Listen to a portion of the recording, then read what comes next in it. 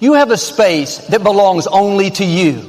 It's your thoughts, your attitude, your emotions. It's who you spend time with, what you watch and listen to. That's your atmosphere. That's what you have control over. And the reason some people live worried, offended, negative is because they let everything in. They listen to the news all day. They dwell on the medical report. They go to lunch with people that are critical. Somebody cuts them off in traffic. That sours the rest of the morning. The problem is they're not ruling their atmosphere. You have to be careful what you allow in. You can't stop everything from coming, but you can stop it from getting down in your spirit. You need to keep your atmosphere full of faith, full of praise, full of hope, full of victory. Anything that tries to poison that atmosphere, it's up to you to say, no thanks, you're not welcome here. Somebody leaves you out at work. They don't invite you to the meeting. The offense will come, saying be angry, be bitter. That's not right. You can let that offense in and live upset. Or you can say, sorry offense, you're not welcome here. Sorry bitterness, there's no place for you. I'm going to stay in peace. I'm going to enjoy this day. You don't have control over what people do, but you do have control over your thoughts, your attitude, how you respond. Proverbs says, a person that doesn't rule his spirit is like a city with broken down walls. In Bible days, the walls were what protected the city.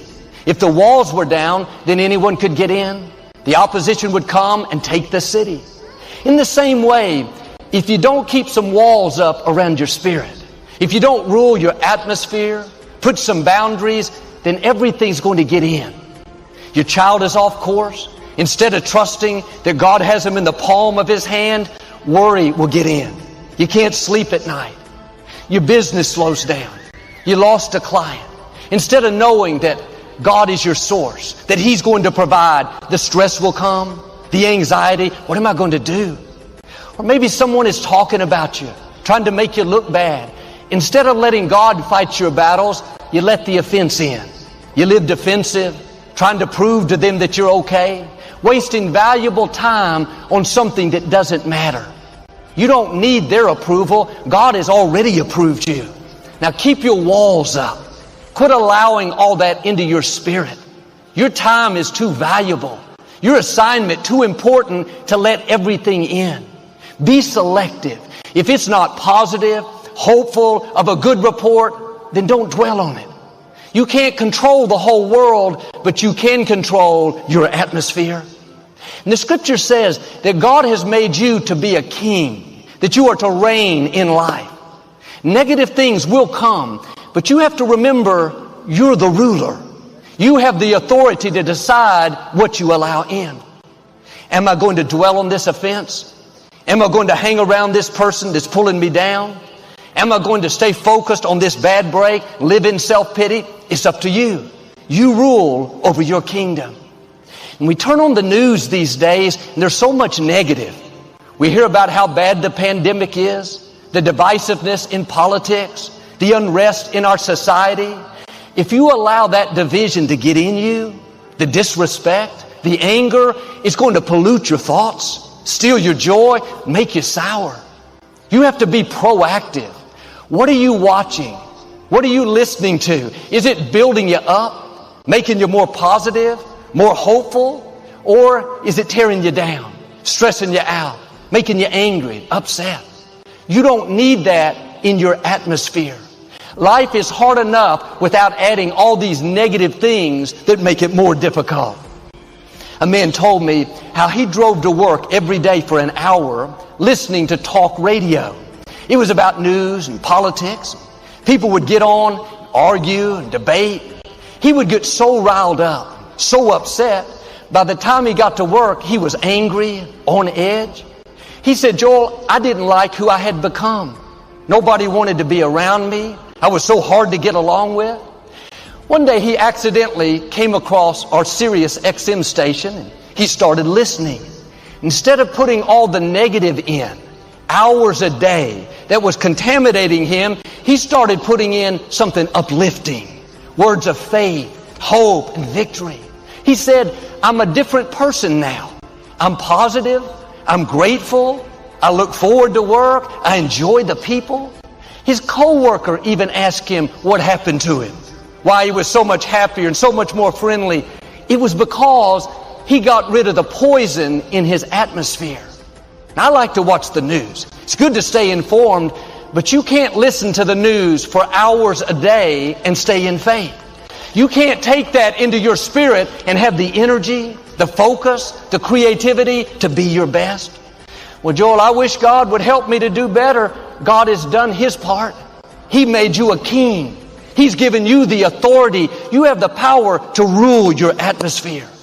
You can't control all that's around you, but you can control what gets in you. Are your walls up? Are you ruling your spirit? It's important who you're spending time with. Evaluate your friendships. Are they making you better, inspiring you, challenging you to go further?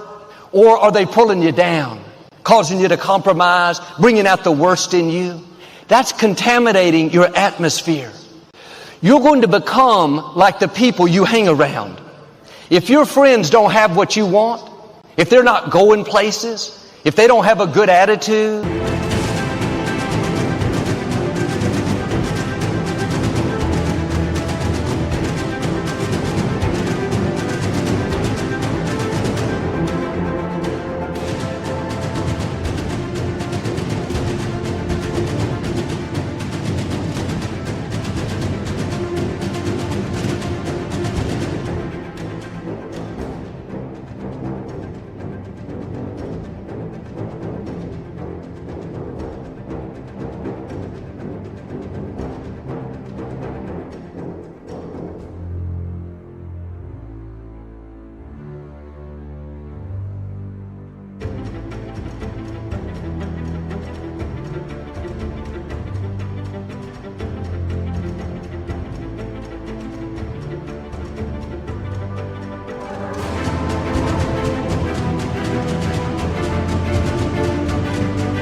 they're not faithful, trustworthy, then you need to make a change. Life is short. You don't have time to waste with people that are not adding to your life.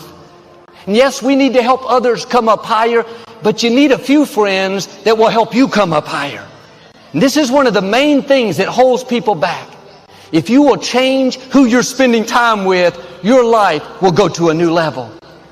You shouldn't go to lunch with people at the office that are jealous, talk about the boss, complain about the company. Spirits are transferable. If you hang around jealous people, you're going to become jealous. If you hang around unfaithful people, you're going to become unfaithful. The scripture says, don't sit inactive in the path of the ungodly. That means don't be passive when it comes to people polluting your life. Well, Joel, I've been friends with them for years. If I don't eat lunch with them, they may get their feelings hurt. What if you miss your destiny? What if they keep you from the awesome future that God has in store? Don't sit inactive and let them poison your atmosphere. Your ears are not garbage cans to hear gossip. You weren't created to take in the latest rumors. I can't believe what they did. You have greatness in you. God has called you to leave your mark, to take your family to a new level. Don't waste your valuable time on petty things with small-minded people that are not moving you forward. The less time you spend with some people, the better off you're going to be. Some people are dream stealers. They'll tell you all the reasons you can't accomplish your goals, why you can't get well, how you'll never break the addiction. You don't need that poison in your atmosphere. Don't sit inactive with people that don't believe in you, people that don't come into agreement with your dream. If you'll do your part, control what you can control, rule your atmosphere, your thoughts, your attitudes, then God will do His part. He'll make things happen that you couldn't make happen. There's a restaurant chain that has a motto that says, rule the day. They encourage you to eat the right foods and take the right vitamins so you can have a healthy day. I like that phrase, rule the day. When you get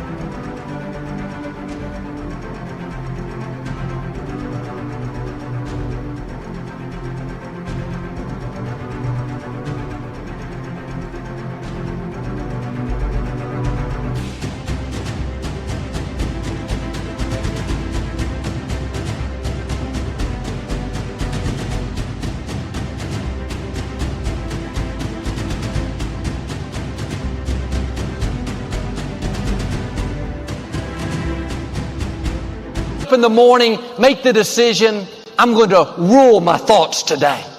Not just going to think whatever comes to mind. I'm going to think on purpose, thoughts that are positive, hopeful, encouraging. I'm going to rule who I spend time with today. Not just anyone. I'm going to be selective. I'm going to associate with eagles. I'm going to rule my attitude today. I'm going to see the best. I'm going to be grateful. I'm going to stay in peace. And I'm going to rule my emotions today. I'm going to forgive the wrongs. I'm going to overlook insults. I'm going to give people the benefit of the doubt. It's important to make this decision ahead of time, before you leave the house, that nothing that happens is going to upset you. You're going to stay in peace. Then when difficulties come, traffic is bad, your boss is rude, your child has a problem, you've already decided you're going to rule the day. You have your walls up. You're not going to live upset. And we should go out each day expecting the best, but knowing that everything may not be perfect. There may be delays, interruptions, people that are hard to deal with. Don't let that ruin the day. Rule the day. Keep the negative out of your atmosphere. God is directing your steps. Whatever happens is not a surprise to Him. He's given you the power to remain calm in times of adversity. It doesn't say the power to avoid adversity, to not have challenges, to have a perfect day. The fact is, every day can be a good day if you rule your atmosphere. David had a good day while Saul was chasing him. I had a good day at the beach when that company filed a lawsuit. Quit waiting for all the circumstances to be perfect. You can have a good day in the middle of a pandemic. You can have a good day even though you have challenges at work, even though you're dealing with an illness, even though some people don't like you. Stay calm, stay in faith, and rule the day. Make the decision like David. This is the day the Lord has made. I'm going to live it in faith. I'm going to be happy today. I'm going to be good to others. I'm going to make the most of this day. I called to order a pizza one night, and I had done this for many years, and the first thing they always ask for is your phone number. A young lady answered the phone. I said very politely, hello, and I started to give her my number. You would have thought I had just committed a major crime. She practically screamed in my ear, "Sir, I am not ready for your phone number. When I want your phone number, I will ask for your phone number." Somehow, at that point, I didn't feel like a pastor. I felt some other things rising up. I had to make a decision. Am I going to rule my atmosphere? Or am I going to let her poison my atmosphere? Am I going to keep my walls up? Or am I going to be offended? People are always trying to bring their atmosphere into your atmosphere. And people that are hurting, that have issues, dealing with things, they will try to put their poison on you. They're not bad people, they're just hurting. The mistake we make too often is we take the bait. We let the offense in. We get upset, do to them what they did to us. But you don't overcome evil with more evil. You overcome evil with good. I thought to myself, I've already made the decision that I'm going to stay in peace today.